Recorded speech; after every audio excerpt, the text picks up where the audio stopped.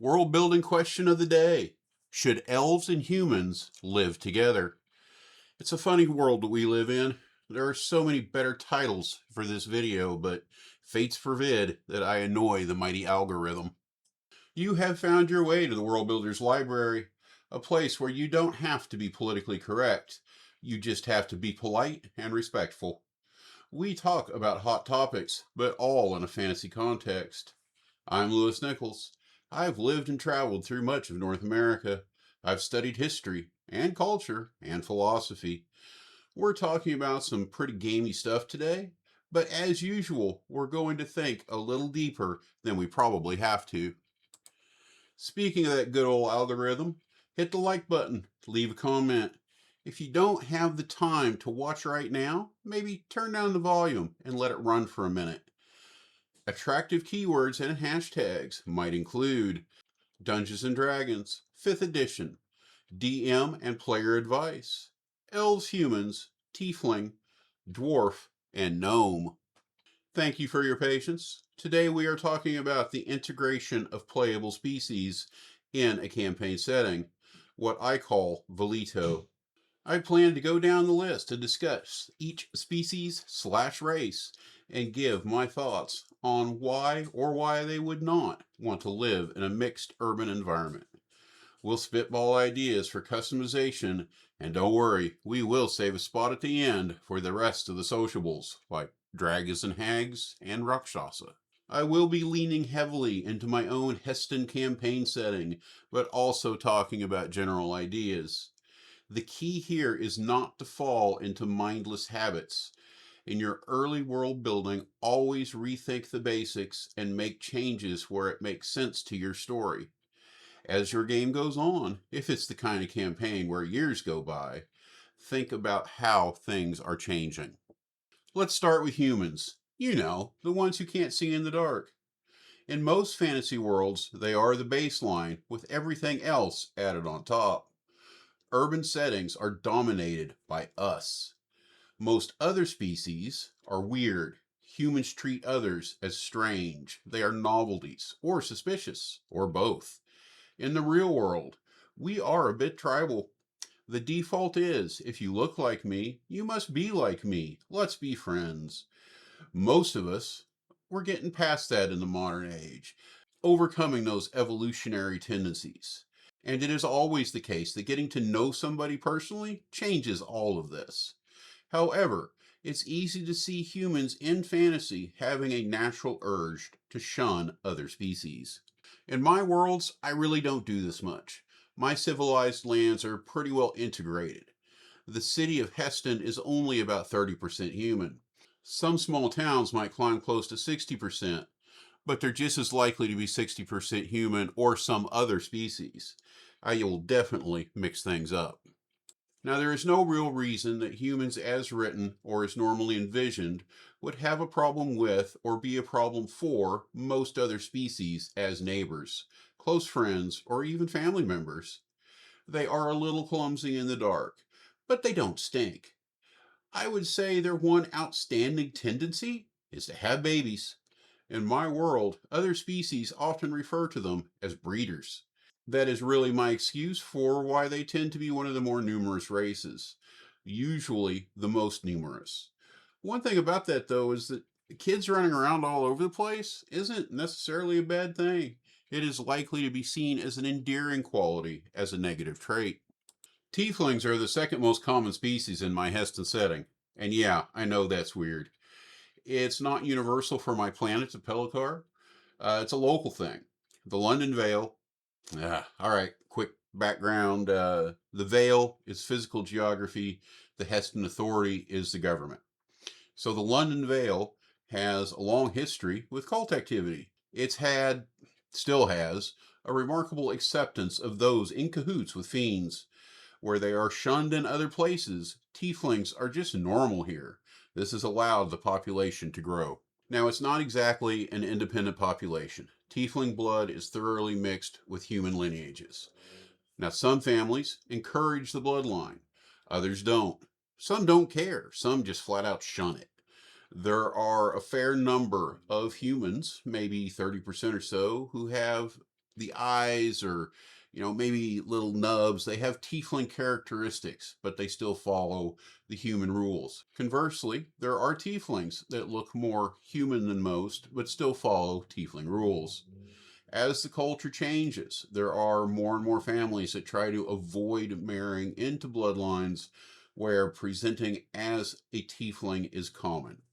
Now, this goes for all of the species, but for tieflings especially, consider the history of your world and tieflings and decide what you want to do. Maybe they were oppressed because they look strange.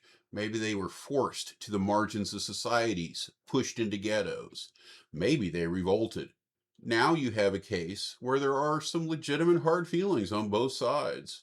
But always remember, people are just people. They are mostly concerned with where their next meal is coming from, not world geopolitics, not local race issues. They want a roof over their heads. They want freedom from conflict. They want safety. Look up Maslow's. It's beautiful for thinking about this stuff. Then again, maybe the world suffered a calamity at the hands of fiends, and tieflings are the remnants. A curse and a reminder that the Dark Lord will come back. Maybe, as a rule in your world, they really are evil, and maybe they smell bad. We're moving really slowly here, but that's just another chance for you to hit the like button and leave a comment. Now let's get to the 10 percenters. Halflings are easy to miss, but about 1 in 10 residents of Heston are the wee folk.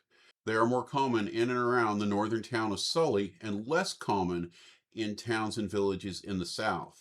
They are associated with Fae, but that is a more geographic coincidence. Speaking of just the city of Heston, we come back to that 10% number, though they are less noticeable than other species that appear in similar numbers. Let's ask the question, do halflings make sense in a fantasy urban setting? I think that architecture is a big problem. Now, my worlds are a place full of adventure, and 3 to 15 man traveling fighting teams are pretty common. Halflings have well established footholds in the adventuring lifestyle. There will be hotels that cater to them because they will drop 100 gold pieces like it's nothing, just like all adventurers. And there will be rooms for the short kings. They can sit empty for months if they have to, but one generous halfling wizard might make it all up in a week. But in case you weren't paying attention, that's not what we're talking about. We are talking about trends that don't directly involve the adventurers, that involve common society. Most fantasy worlds have capitalist economics, as strange as that may be. If I build a house for a halfling family, what happens when they move out? I can't sell it to humans or elves or dragonborn. This follows that halflings are going to be stuck using architecture built for people twice their size. That includes the businesses and social venues they visit, the bars, eating establishments, and general stores. Now, as a family, you can make this work, but you never feel quite at home. When a chance comes up to move to a community of other short people, it's going to be tempting. Dwarves are next on the list, and they have exactly the same problem. Now, I will say that Heston's lax building codes are a minor cop-out for my particular situation here. Retrofits don't need permits. Hell, nothing needs permits. Just maybe a minor bribe here and there. You can do what you want as a minor DIY project, and it doesn't have to live up to any particular code. Now, for dwarves, you have to ask a big question. How much, if at all, do they prefer to live underground? Rules as written, it really doesn't matter that much. This is up to you as the world builder. Tremor sense isn't much of a game changer, and it's arguable whether zero level townsfolk dwarves get that ability at all. Now, that said, I can easily see you making that decision that dwarves feel more at home underground, just as humans might feel more uncomfortable. As you might know, if you've listened to lots of my videos, I require a DC check to attain a long rest. Even in a comfortable, safe environment, you are not always going to get a good night's sleep. And just a -1 penalty to that roll might influence some dwarves to stay underground. As a DM, you can make it more extreme or not exist at all. You can do nothing. You can merge the two societies entirely. As I said, rules is written. They can get along just fine. From an architectural standpoint, it's just your staircases might have to be resized, and steps tools are probably going to become a bigger seller. Dragonborn are my last 10%er species. In the Heston setting, Dragonborn are born of Dragonborn. In some worlds, this might be different. In fact, in my own world, I would definitely say there are occasionally places and situations where they are born from other species under the influence of dragon magic. In the London Vale, there are lots of dragons. They are somewhat civilized, often serving as anchors for small towns. They tend to act as nobility, taxing, ruling, protecting, and such. Every instance is probably a little bit different. These towns vary, but on average, the Dragonborn of the type of the local dragon makes up about 60% of the population. The other 40% is split up. In the city of Heston, the colors are pretty much evenly split. Now, my Dragonborn are bulky. They have wings, they have a tail, and they have to be careful moving around inside spaces made for humans. But not to an extreme. It's merely an inconvenience. So here's the question again. Should they live in mixed cities? On my world, they fit in very well, especially in the London Vale. However, there is the trouble of finding a mate, and that is always a problem that you should consider. There are 80,000 Valido in Heston. That's 8,000 Dragonborn, or about 800 of any given type. 40% are young adult. That's 320 people in a very wide dating group. At least 60% are going to be unacceptable to any given individual. So we're down to 128, which many of be available at any given time. Probably more than that, as we're assuming that you're not very picky. This is an argument against the mixing of species that applies to many races. You have to have a critical mass of a population to keep that population going generation after generation. It's also an argument for arranged marriages, marriage services, and matching festivals, kind of a regional speed dating fair that would take place every few years. Circling back, I think Dragonborn are a good candidate for sprinkling heavily into your urban environments, possibly just picking one or two colors to be prevalent in a given area. I would say that they are probably more suited than halfling, gnomes, and dwarves. Next up are the elves.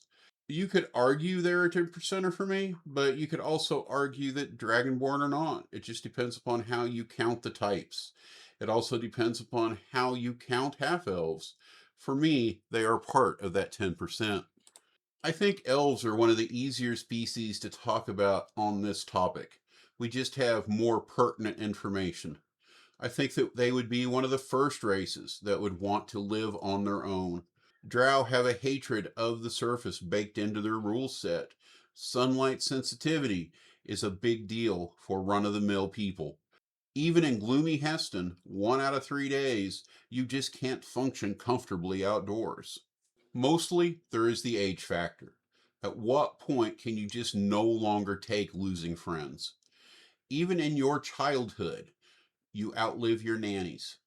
Your first childhood friend dies of old age well before you're fully mature. As a young adult, you have already established yourself in your profession just because everybody else has died. Now, it's bad enough, but if you play with alignment trends in species, it's truly devastating to the quote unquote good elves. Now, I do think younger elves would enjoy life in a Velito mixed city for the formative decades of their life. I think elven culture would interact well with the rest. I have two elven enclaves inside the Heston Authority. One is the Drow City, the other is Windsor Valley, home to the High Elves and the Wood Elves alike. It's a sensible cycle, really, something that you can build into a deeper culture. With young adults leaving, going out into the world, exploring, possibly traveling with adventuring groups. Many of those will find a life out there, possibly partnering with a human, having children. Then, when the spouse, the kids, maybe even the grandchildren are gone, they retreat physically and emotionally back to the lands of their birth. Going off script, so forgive me. I realized I very much should have talked about the drow mixing with dwarven communities. There's nothing wrong with that. A lot of it depends upon how you play your drow. If they are just another species without all the cultural hangover from various traditions and the old books, there's no problem at all. I see, especially since dwarves are a longer lived race as well. It makes perfect sense that drow and dwarves and gnomes can coexist just fine by the rules. Completely up to you in all these cases, again, as a DM, as a world building DM, how you want to combine it, mix it, and match it. And next we have the tabaxi and the gnomes. Each have about a 1 in 3 chance of showing up when I roll a 10 on a d10 on my demographics chart. That's about a 3% chance of each overall, meaning there are a couple of thousand of each in the city of Heston. Now, gnomes, I think, very much fall under the same discussion as dwarves, at least for me. In my last setting, a homebrew system, the dwarves and gnomes were Terric races. Basically, they were far different from the rest. They aged differently. Their biology was much different. And I think when I have time, I'm going to reinvent that for the 5e system to set them aside from the D&D dwarves of how they're designed. I like the 5e dwarves. I just think mine are better. And you should always take chances to make your stuff better too. Now, since I'm relating this all heavily to my own campaign world, I will say that in the overall setting, in the Heston Authority, which includes the subterranean regions, both dwarves and gnomes are a far bigger percentage of the population than what my chart lines out for what you might run into the city of Heston. It's just they're all underground, or at least a good chunk of them are. There is a gnomish city, in fact, with a population as large as the entire human population of the surface of the London Vale proper. Dwarves are easily the most populous Vale race. Although, since the merger with the Heat Valley and the annexation of the Dareberg River Valley, that probably brings humans back into the overall lead in the Heston Authority. But once again, that's getting into a lot of details that you probably don't care about. Now, as for Tabaxi, and we're going to start running into this with some of the more obscure races that are on my list. I haven't worked with them much. I do have rules to convert them to the 2024 rules. That's something you can do if you want to, or you can adapt the existing rules. And don't be afraid with any of the species to change the rules and make them your own. However, the Tabaxi, I do see them fitting in quite nicely with the other civilized races. Some Tabaxi can be short, so that might be a architectural problem. But on the other hand, I don't see many cats having many problems with stairs, so it might not be an issue at all. All right, the rest of these are going to be quick hits. They are basically the last 3% of the surface population. So these 3%ers in the city of Heston, there might be 10 to 20 families and then some individuals, a lot of them temporary, a lot of them passing through, returned to top this list. These guys have a story in the region. They were part of the Newmarket Uprising a few decades back and divinely removed from existence for standing against the nobles. They then started crawling up out of the dirt near their homes with no memory of the past. I have Warforged. They have their own story as well. The Warforged of the Vale are mostly dragon forged, created by dragon artificers and looking more like dragonborn than humans. Changelings. They are fairly accepted in the region, but easy not to trust. I think in any setting this would be true, and they are better off masquerading as somebody else. Herringon. Rabbit people. There is a large population in the south of the primary campaign zone. But a lot of the Herringong that live in the Vale, there's enough to maintain their numbers overall. I haven't spent a lot of time with them, but somewhere on that map, there's going to be a few Herringalm strong points, enclaves.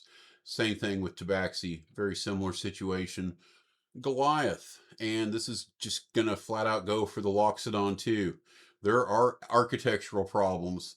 I can easily see communities built outside the city walls with bigger frames specifically designed for the bulkier species. Otherwise, they could easily get ostracized, limited to their movement in town. I could see local communities of Goliaths and the Loxodon. Very easy to picture these guys essentially being isolated. But you have the other side of it. If you have a significant, say you have a Goliath village, you're easily, maybe have a population of humans and such living within that. Finishing out the Goliaths, I have worked with them a fair amount. I do have some communities spread out on the map, and they are more common to the south, where giants are more common. Loxodon, that's one I have not worked on much.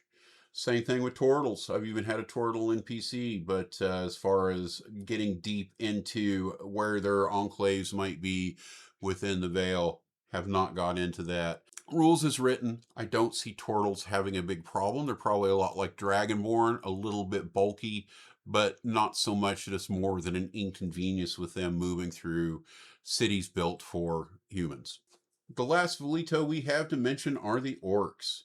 For me, these guys are a huge population in a place called the Windswept Dreary, that is south of the campaign zone. There are between 500,000 and 1,000,000 in the region. For the Hestonites, they used to be a monster type. They would overpopulate and attempt to raid the Vale about every 5 to 10 years. Now, things have changed. PCs have a tendency to do that.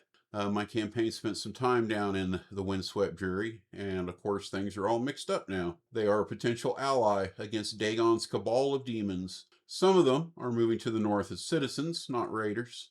However, it's going to be a long process. Finally, we have the non-Velito civilized, socialized creature types. What are the questions here? When starting a campaign, what creatures do you want to include in your urban landscape? What monstrous races do you want your civilization to interact with? I have hags. Sometimes they're prophets, sometimes quest givers. In some places they live in town, sometimes out of town, sometimes they hide from townsfolk. Sometimes they prey on townsfolk. They are waning and have been for a while, something of a historical relic, a lingering oddity of the past. They don't have a great agenda anymore, just a vague awareness of past greatness. I've mentioned dragons. They are part of the political and military patchwork of the Heston Authority. And there are other dragon families in the game that have nothing to do with those dragons.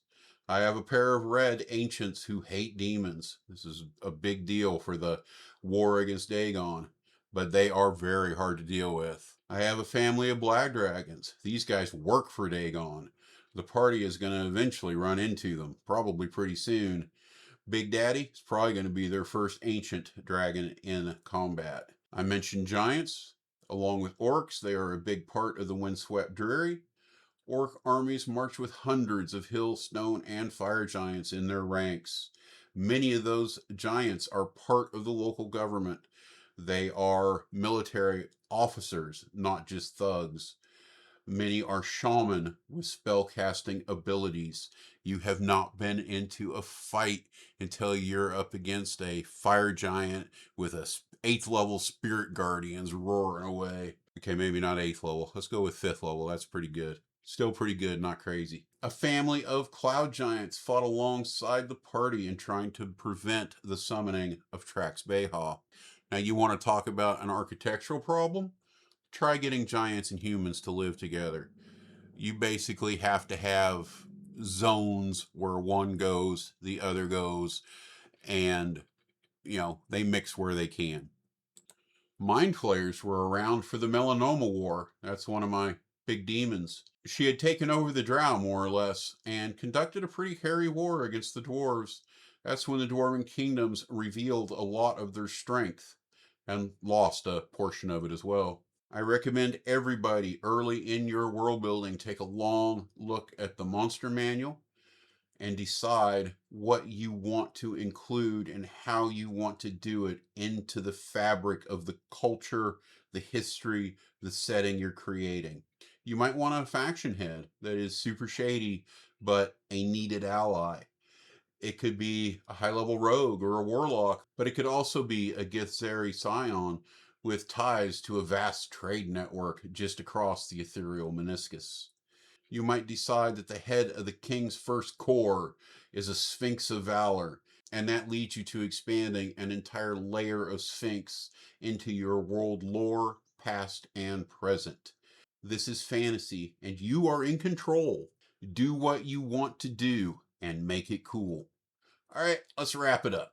Remember that I tell you all of this in the context of my world because that's what I've got. That's my perspective right now. I've been working on this sucker for a while. It's one possible outcome of a series of decisions. Some of them retroactive, some of them I made ahead of time. In some places I made mistakes and dealt with them. The important thing is for you is when you ask these questions, you get outside your own head. You break away from your old norms and the norms that everybody else has given you. These other world builders, these historic figures in our past, in this genre that we love, they did great things, but that doesn't mean you have to do the same great things and copy what they've done.